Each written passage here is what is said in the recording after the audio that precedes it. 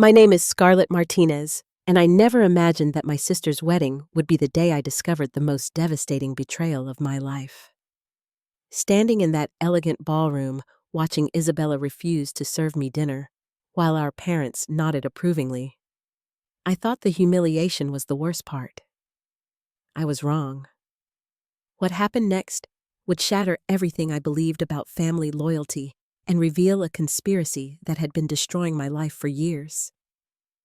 The truth about why they really hated me was more twisted than I ever could have imagined. Before we dive into this wild family drama that ends with the most satisfying justice you have ever seen, I need to know where you are watching from. Drop your location in the comments below, smash that like button if you are ready for some serious family karma, and hit subscribe, because this story has more twists than a soap opera. Trust me, you will want to see how this ends. Let me take you back to how this nightmare began. 3 months before Isabella's wedding, I had been struggling financially after losing my marketing job due to company downsizing. As the younger daughter by 2 years, I had always felt like the black sheep of the Martinez family, but I never understood why until that fateful wedding day. Isabella had always been the golden child. Perfect grades, perfect boyfriend, perfect career as a financial advisor. Meanwhile, I bounced between jobs, struggled with anxiety, and somehow always seemed to disappoint our parents, Maria and Roberto Martinez. They owned a successful chain of Mexican restaurants across Texas, and family gatherings always felt like business meetings where I was the unwelcome guest. When Isabella announced her engagement to David, a wealthy real estate developer, our parents immediately began planning the most extravagant wedding imaginable. The budget was $200,000, and they spared no expense. Designer dress, luxury venue, celebrity chef, live band, the works. I was genuinely happy for my sister, despite our complicated relationship. However, as the wedding planning progressed, I noticed strange behavior from my family. Conversations would stop when I entered rooms. My mother would quickly close her laptop when I walked into the kitchen. My father started taking phone calls in Spanish, which was odd since we primarily spoke English at home. When I offered to help with wedding planning, Isabella dismissed me coldly, saying she had everything under control. 2 weeks before the wedding, I discovered something that made my blood run cold. While visiting my parents' house to drop off a wedding gift, I accidentally grabbed the wrong purse when leaving. Inside was a folder containing bank statements, legal documents, and correspondence that revealed a conspiracy I never saw coming. My parents had been systematically stealing from a trust fund that my grandmother, Esperanza Martinez, had established for both Isabella and me before she passed away 5 years earlier. The trust contained nearly $800,000 meant to be split equally between the two granddaughters when we each turned 25. I had turned 26 the previous year, and Isabella would turn 27 in 3 months. But here was the shocking part my parents had been telling me for years, that grandmother left no inheritance, that her medical bills had consumed everything. Meanwhile, they had been quietly transferring my portion of the trust to Isabella, using forged documents and falsified signatures. The wedding was being funded entirely by money that legally belonged to me. The documents revealed that my parents had been planning this for years. They viewed Isabella as the successful daughter who deserved financial support for her business ventures and lifestyle. I was seen as the failure who would waste any inheritance on frivolous expenses.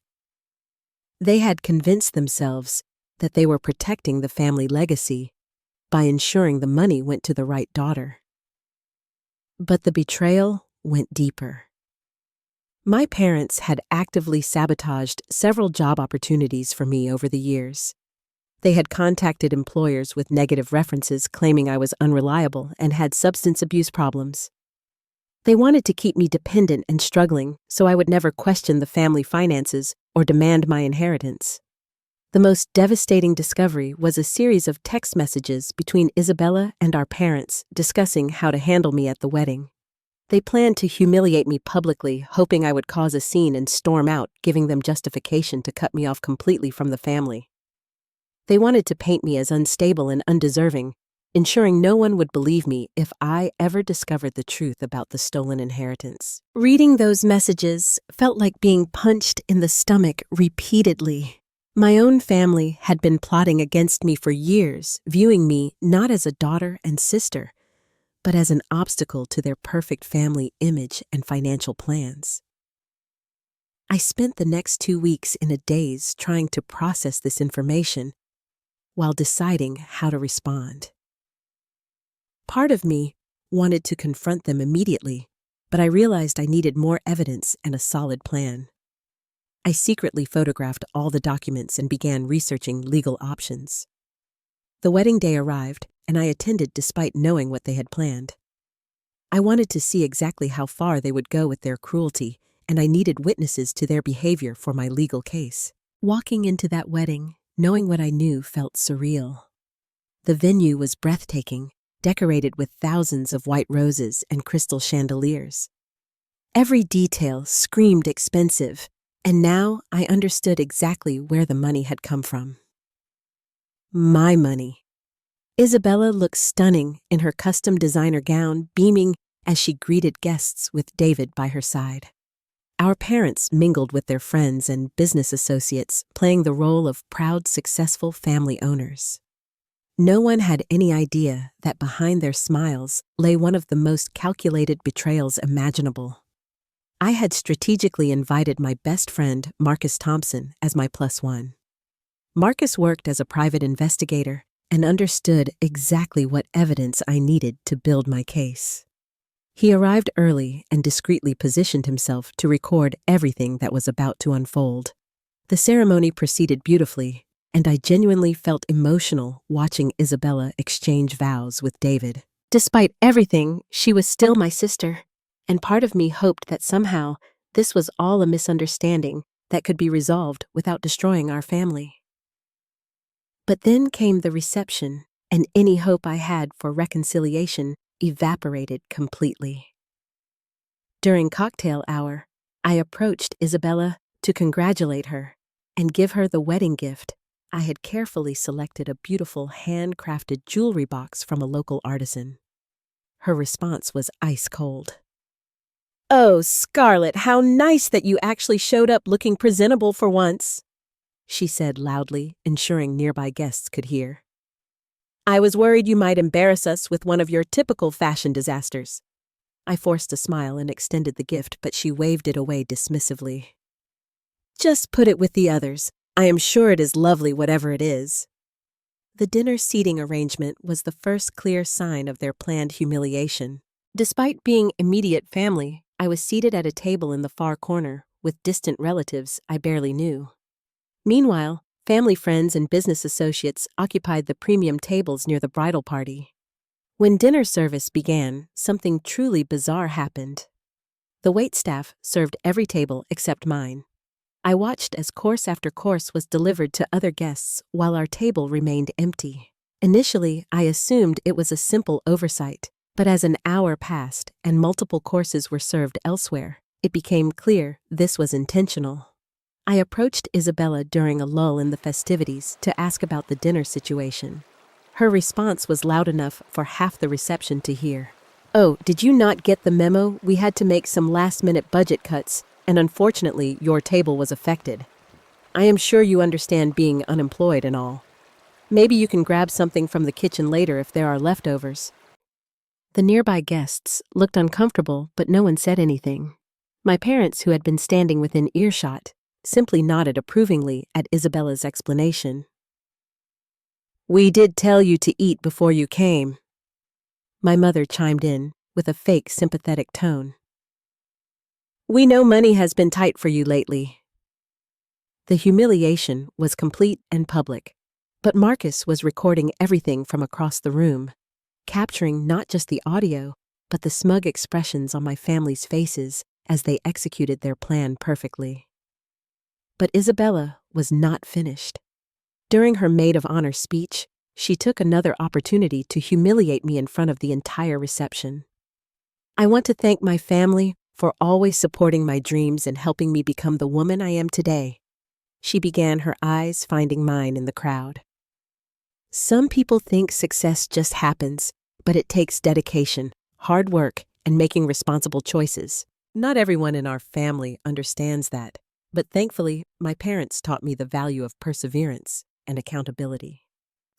The speech continued with several more barely veiled references to my supposed failures and lack of ambition. She painted herself as the responsible daughter who had earned everything she had, while implying that I was a burden on the family who expected handouts. The final blow came during the cake-cutting ceremony. When the photographer asked for family photos, Isabella specifically requested that I step out of the immediate family shots. "Let us just do the core family first," she announced, gesturing for our parents to join her and David. "Scarlett, you can join the extended family photos later." I stood there in front of 200 guests, being explicitly excluded from my own family photos at my sister's wedding. The message was crystal clear. I was not considered part of their inner circle anymore.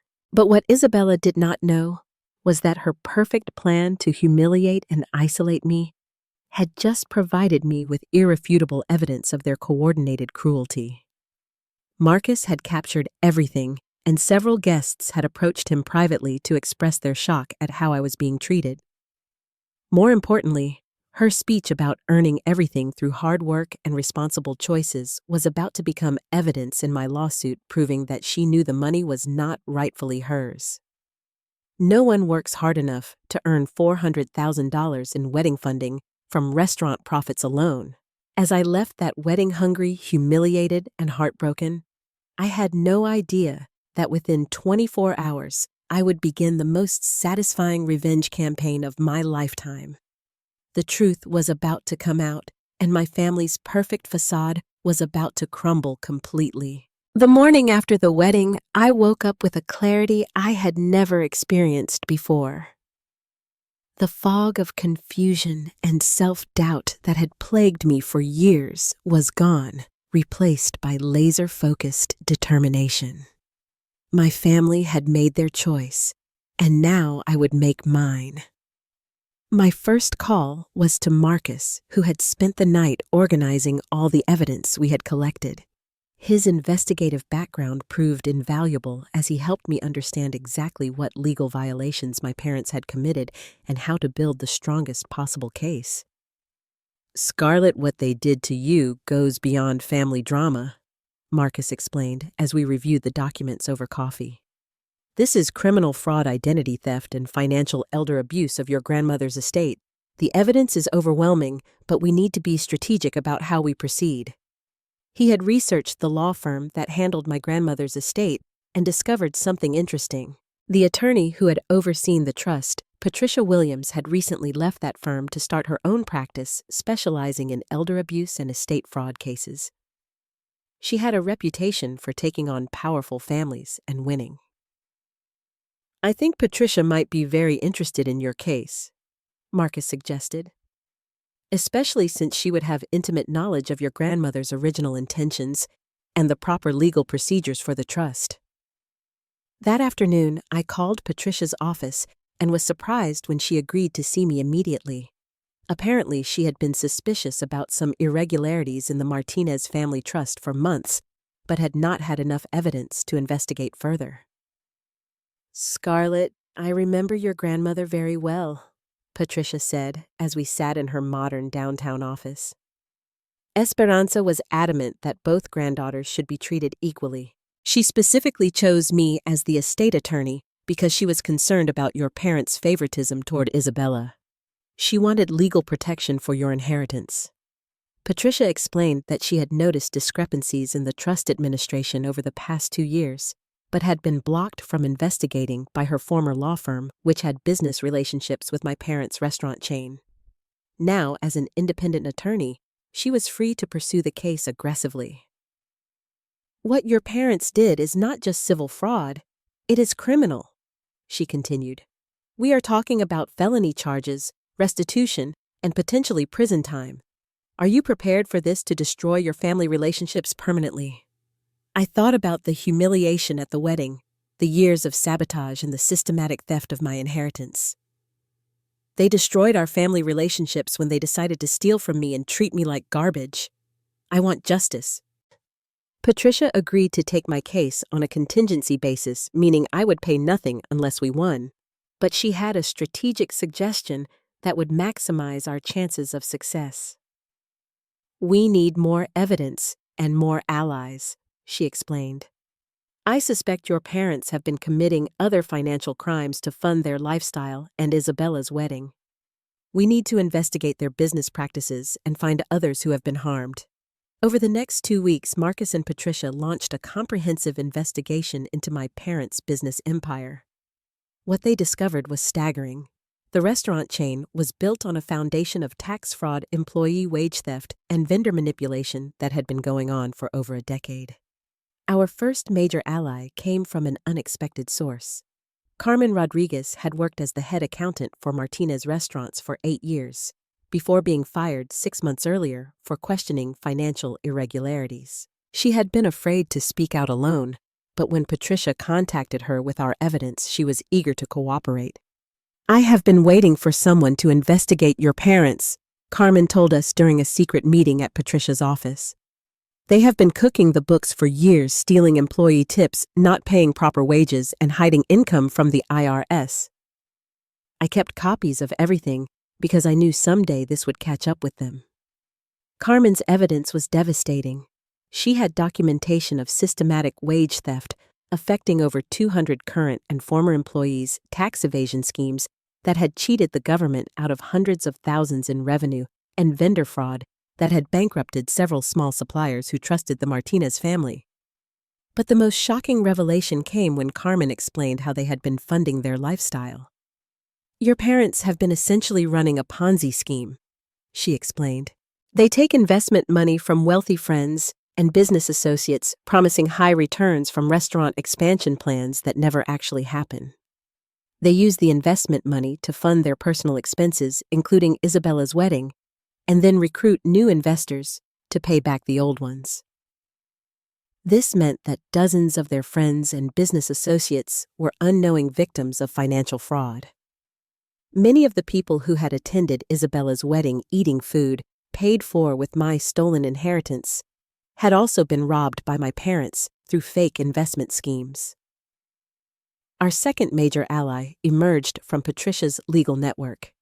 Judge Harrison Mitchell had been a family friend of my grandmother's and had always been suspicious about how quickly my parents had taken control of her affairs after her death. As a retired judge, he could not officially participate in the case, but he provided crucial guidance on legal strategy and connected us with other professionals who could help.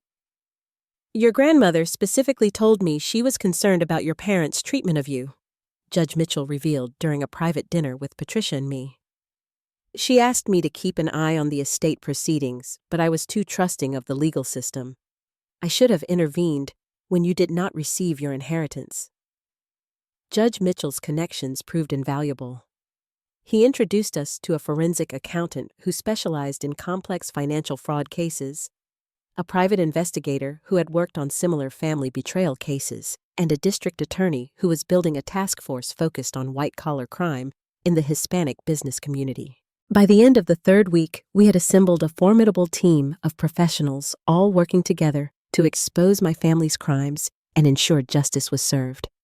But we also had a list of over 50 victims who had been harmed by my parents' various schemes. The employees who had been cheated out of wages and tips, the small business vendors who had been bankrupted by fake contracts and unpaid invoices, the investors who had lost their retirement savings to the fake expansion schemes, the government agencies that had been defrauded out of tax revenue. What had started as my personal quest for justice had become something much larger. We were building a case that would not only recover my stolen inheritance, but also provide restitution for dozens of other victims and ensure that my parents faced serious criminal consequences. Patricia developed a multi-pronged legal strategy that would maximize impact and media attention. We would file civil lawsuits for the estate fraud, wage theft, and investment fraud simultaneously. We would also provide evidence to criminal prosecutors for potential felony charges. and we would coordinate with federal agencies investigating tax evasion and business fraud. The key is timing, Patricia explained during one of our strategy sessions. We want to hit them from all directions simultaneously, so they cannot mount an effective defense or hide assets. Your parents think they are untouchable because of their reputation and wealth, but that is about to change dramatically. As we finalized our plans for the coordinated legal assault, I felt a mix of excitement and nervousness. In just a few days, we would reveal the truth about my family's crimes to the world. Isabella's perfect wedding and fairy tale life were about to be exposed as products of theft and fraud. But I had no idea that our carefully constructed alliance was about to face its biggest test. Someone we trusted was about to betray us, and I would learn that even in the pursuit of justice, you cannot trust everyone who claims to support you. The stage was set for the most dramatic confrontation of my life, and nothing would ever be the same again. 3 days before we planned to file our coordinated legal assault, I received a phone call that made my blood run cold. It was Isabella, and her voice carried a smugness that immediately put me on high alert. "Hello, little sister," she purred into the phone. "I think we need to have a conversation about your recent activities. Why do not you come over to the house tonight? Mom and Dad are very interested in discussing some legal documents that have come to their attention." My heart sank. Somehow they knew about our investigation. But how was that possible? We had been incredibly careful keeping our circle small and ensuring all communications were confidential.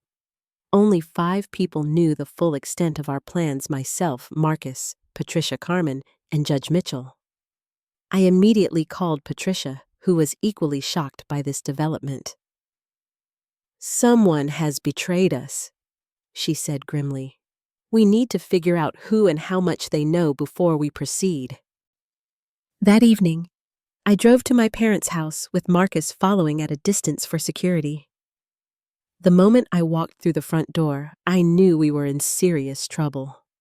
My parents sat in their leather recliners with triumphant smiles, while Isabella paced the room like a predator who had cornered her prey.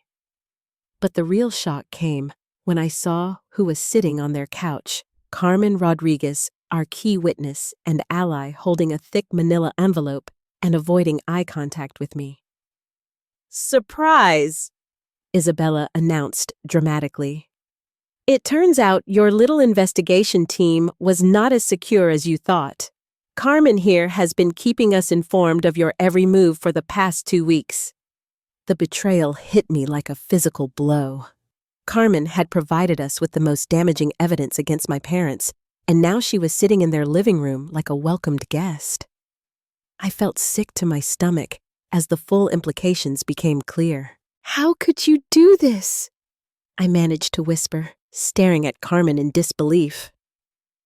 Carmen finally looked up, and I could see guilt and fear in her eyes. "I am sorry, Scarlett.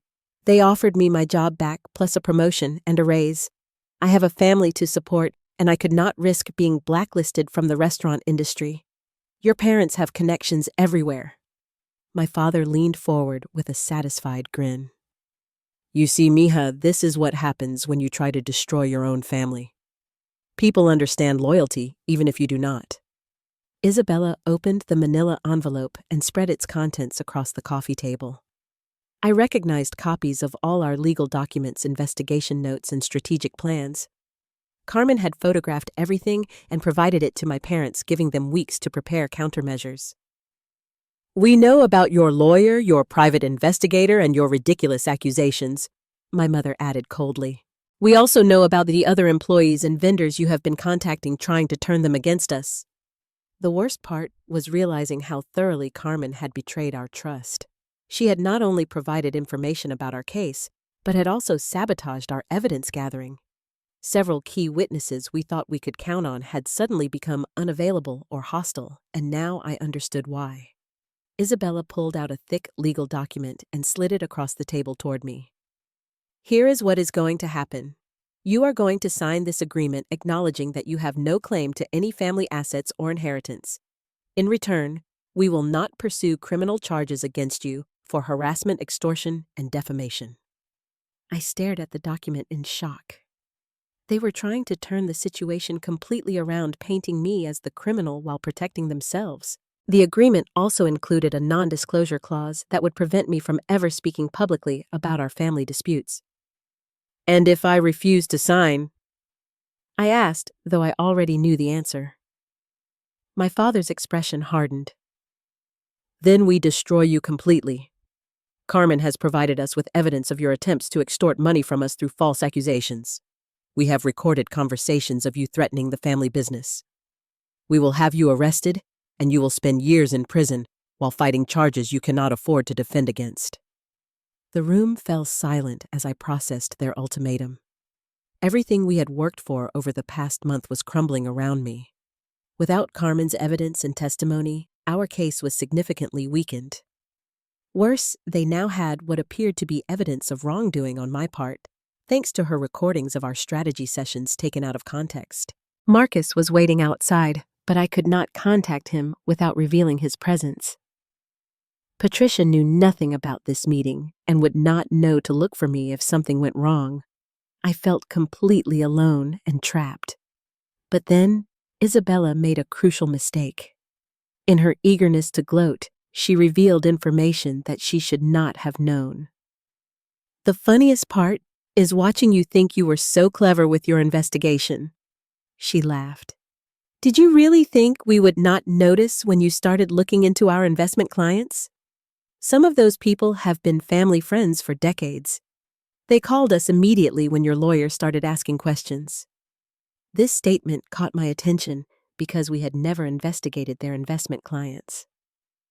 That had been Carmen's revelation, and we had not yet followed up on those leads. The only way Isabella could know about investment client investigations was if she was confusing different aspects of their criminal activities. She continued her taunting, not realizing she was providing me with new information. "And your precious grandmother's trust fund was just the beginning. Do you know how much money flows through our businesses every year? Your little inheritance is pocket change compared to what we manage." My mother joined in, apparently unable to resist bragging. "The restaurant expansion loans, the investor partnerships, the property development deals. You have no idea how sophisticated our operations are. We built an empire, not just a family business." As they continued talking, I began to understand something important. Carmen's betrayal, while devastating to our current case, had actually pushed my parents into overconfidence. They were revealing details about their criminal enterprise that we had not yet discovered, apparently believing that Carmen had informed them about investigations that had not actually occurred. I sat quietly memorizing every detail they shared while pretending to be defeated. They talked about offshore accounts, fake construction projects, money laundering through equipment purchases, and bribery of health inspectors. They were essentially confessing to crimes we did not even know they had committed. After an hour of their gloating, I finally spoke. "I need time to think about this agreement. This is a big decision." Isabella looked surprised. She had expected me to either sign immediately or storm out angrily. "You have 24 hours, she declared. "After that, we file criminal charges and destroy your life." As I left their house, I felt a strange mix of devastation and hope. Yes, Carmen's betrayal had severely damaged our case and put me in personal danger. But my parents' overconfidence had also provided us with evidence of far more serious crimes than we had originally investigated. The question now was whether Patricia and I could recover from this betrayal and find a way to use this new information before my parents followed through on their threats. We had less than 24 hours to save not just my case, but potentially my freedom. The next day would determine whether justice would prevail or whether my family's corruption would triumph completely. I drove away from my parents' house in a daze, but instead of going home, I went straight to Patricia's office. Even though it was past 9 in the evening, I knew she would still be there preparing for our legal filings. When I burst through her door and explained what had happened, her reaction surprised me. "Scarlett, sit down and tell me everything they said word for word," she instructed calmly, pulling out a legal pad. "Carmen's betrayal is devastating, but if your parents revealed new criminal activities, we might have just received an unexpected gift." For the next 2 hours, I recounted every detail of the conversation, and Patricia's excitement grew with each revelation. She immediately began making phone calls to contacts in various law enforcement agencies, explaining that we had stumbled upon evidence of a much larger criminal conspiracy than originally suspected. "The investment fraud, money laundering, and bribery allegations are federal crimes," she explained. "This is no longer just a civil matter about your inheritance. We are talking about organized financial crimes that could result in decades in prison." But our celebration was short-lived when Marcus arrived with troubling news. He had been investigating Carmen's sudden change of loyalty and discovered that my parents had not just offered her a job, they had threatened her family. "Carmen's husband works construction, and several of his recent job sites were projects connected to your parents' business associates," Marcus explained. "When she started cooperating with us, they threatened to have him blacklisted from the entire construction industry in the city. She felt she had no choice." This information changed everything. Carmen was not a willing traitor, but a victim of coercion. More importantly, threatening witnesses was another serious crime we could add to our growing list of charges against my parents. Patricia immediately contacted Carmen and arranged a secret meeting for the following morning. When we met at a coffee shop across town, Carmen broke down in tears as soon as she saw me. "Scarlett, I am so sorry," she sobbed. "They threatened my husband's livelihood and my children's future. But I recorded everything when I went to their house last night. I was terrified they would hurt my family, so I wanted evidence of their threats." Carmen pulled out her phone and played the recording she had made during the meeting at my parents' house. Not only had she captured their threats against her family, but she had also recorded their entire conversation with me, including all their confessions about additional crimes. "I thought if I gave them some of our case information, they would leave my family alone," she continued. "But then they started bragging about all their other illegal activities, and I realized they were much more dangerous than we originally thought. I recorded everything because I knew we would need proof." Patricia listened to the recording with growing amazement. In their arrogance, my parents had essentially provided a complete confession to multiple federal crimes recorded by their own coerced witness. The recording was legally admissible because Carmen was acting under duress when she made it.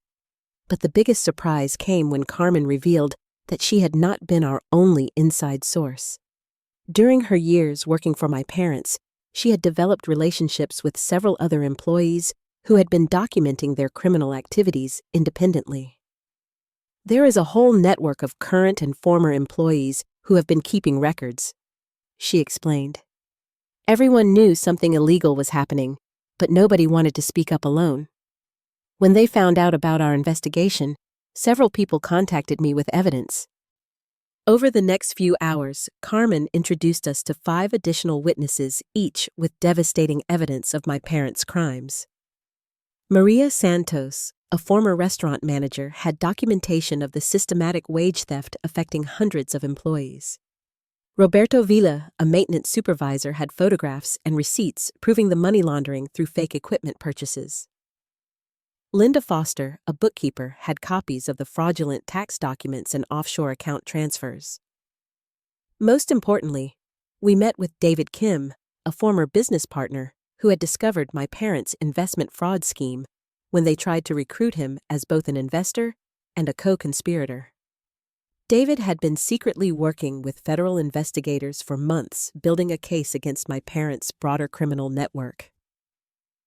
"The FBI has been investigating your parents for over a year," David revealed during our private meeting. "They suspected financial crimes but needed inside witnesses to build a solid case. Your inheritance theft is just one piece of a much larger puzzle." David explained that my parents' restaurant empire was actually the front for an extensive criminal operation that included tax evasion, money laundering, investment fraud, immigration, document fraud, and bribery of local officials. The FBI had been waiting for the right moment to make arrests, and our case provided the final evidence they needed. "The federal agents want to meet with you tomorrow," David continued. "Your inheritance theft is the perfect entry point for exposing their entire operation. Plus, your family's treatment of you at the wedding, captured on video, provides powerful evidence of their callous character that will resonate with juries." Patricia coordinated with the federal investigators to ensure our civil case would complement their criminal prosecution. We would file our inheritance lawsuit the same day they executed search warrants and made arrests, creating maximum legal and media pressure on my parents. But the most satisfying part of our new alliance came from an unexpected source. Judge Mitchell had been quietly conducting his own investigation into my grandmother's estate, and he had discovered that my parents had forged not only my signatures, but also my grandmother's signature on several key documents. "Your grandmother never authorized the changes to her trust that allowed your parents to control the distribution," Judge Mitchell explained during an emergency meeting at Patricia's office.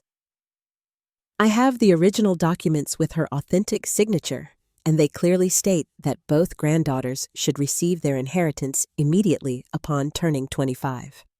Your parents committed elder abuse by manipulating a dying woman's estate plans.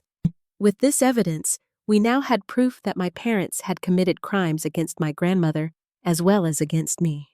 The emotional impact of elder abuse charges would be devastating to their reputation in the Hispanic community, where respect for elders is a fundamental cultural value.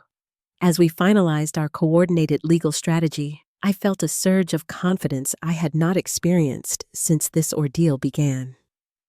Carmen's apparent betrayal had actually led us to discover the full extent of my parents' criminal empire, and had connected us with federal investigators who could ensure justice was served. Tomorrow, we would file lawsuits, execute search warrants, and make arrests that would destroy my parents' carefully constructed facade forever. Isabella's perfect life, built on stolen money and criminal proceeds, was about to collapse completely. The 24-hour deadline my parents had given me was about to expire, but instead of signing their agreement, I would be watching them get arrested on federal charges. The tables had turned completely, and justice was finally within reach. The next morning arrived with the kind of dramatic flair you only see in movies. Except this was my real life, finally getting the resolution it deserved. At exactly 8 in the morning, while my parents were having their usual breakfast and discussing how to spend the money they had stolen from me, federal agents executed search warrants at their home, all 3 restaurant locations, and Isabella's house. Patricia and I watched from across the street as FBI agents in bulletproof vests carried boxes of evidence out of my childhood home. My father was led away in handcuffs, still wearing his bathrobe, while my mother screamed about persecution and demanded to call their attorney. The sight should have made me feel sad, but instead, I felt an overwhelming sense of relief and vindication. Isabella's arrest at her new home was particularly satisfying. She had been preparing for her honeymoon to Europe when agents knocked on her door. David, her husband of exactly 10 days, watched in shock as his new wife was handcuffed and charged as a co-conspirator in the family's criminal enterprise. The fairy tale marriage, funded by my stolen inheritance, was over before the thank you cards were even mailed. The media coverage was extensive and damaging.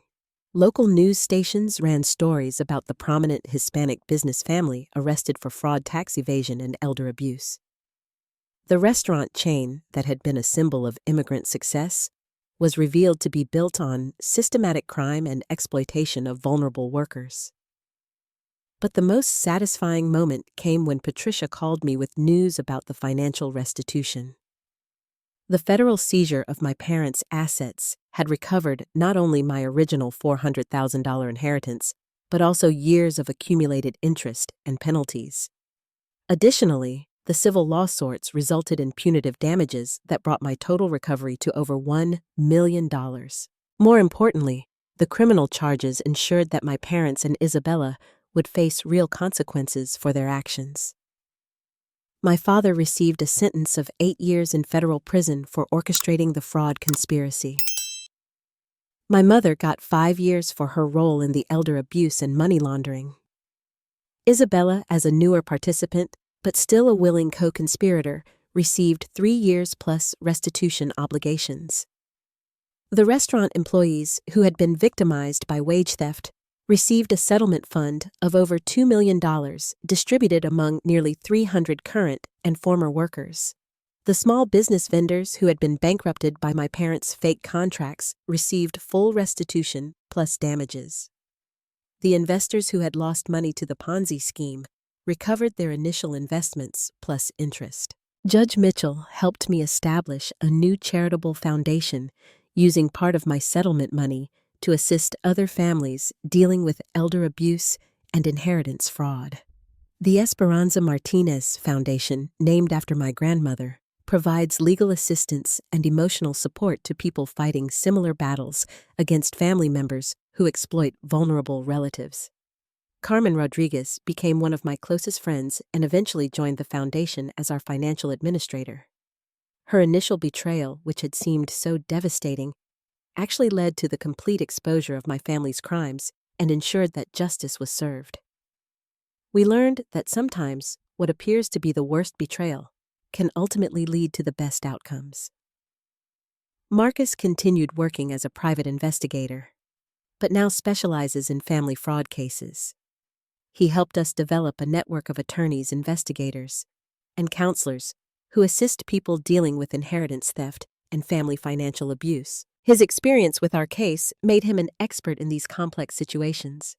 Patricia expanded her practice to focus exclusively on estate fraud and elder abuse cases. Our successful prosecution of my parents became a model for other attorneys handling similar situations. She frequently speaks at legal conferences about the importance of protecting vulnerable family members from financial exploitation. David Kim, the former business partner who had been secretly working with federal investigators, became an unexpected mentor and friend. He helped me understand business and investment principles so I could manage my recovered inheritance responsibly. His guidance was invaluable as I transitioned from someone who had been financially sabotaged to someone who was financially independent.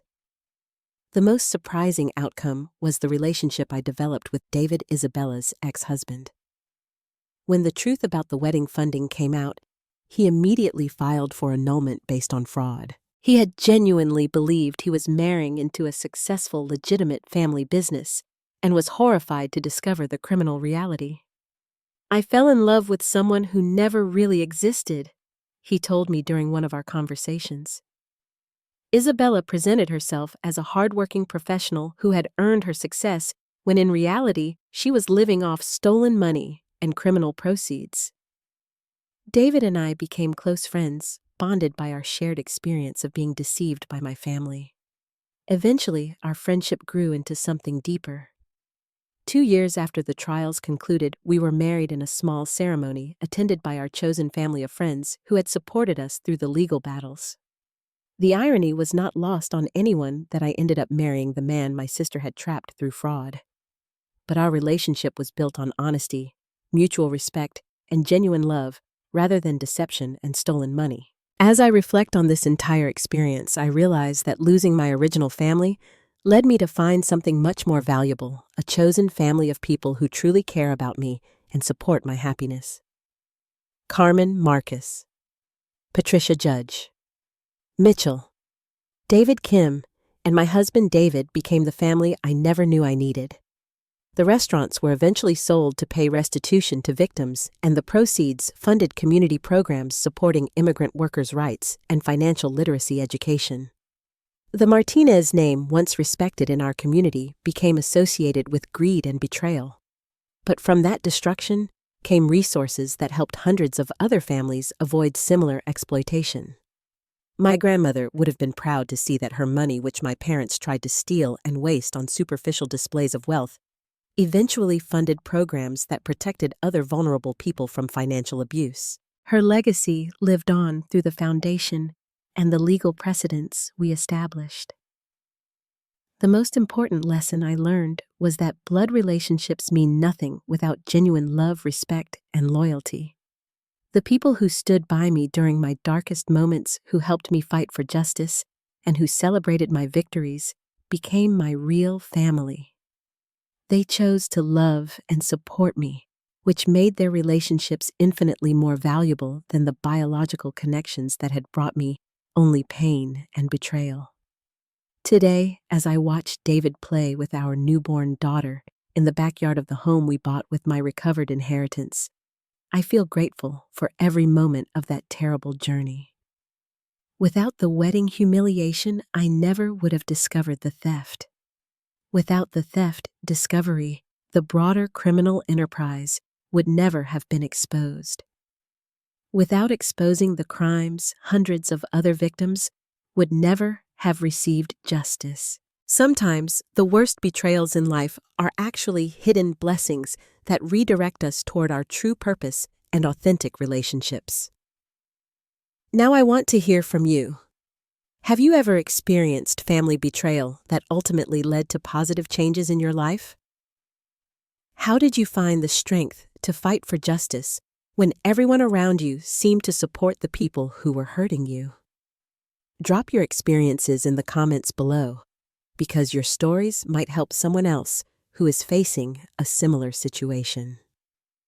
If this story of family karma and justice served resonated with you, please hit that like button to help other people find it. Subscribe to hear more real-life stories about overcoming family betrayals and toxic relationships. Share this video with anyone who needs to know that standing up to family bullies is not only possible, but necessary for your own well-being and self-respect. Thank you for joining me on this journey from humiliation to victory. Remember that you deserve to be treated with respect and dignity by everyone in your life, including family members. Never accept abuse simply because it comes from someone who shares your DNA. Choose love, choose respect, and choose the people who choose you back. Until next time, stay strong and remember that justice may be delayed, but it is never denied when you have the courage to fight for what is right.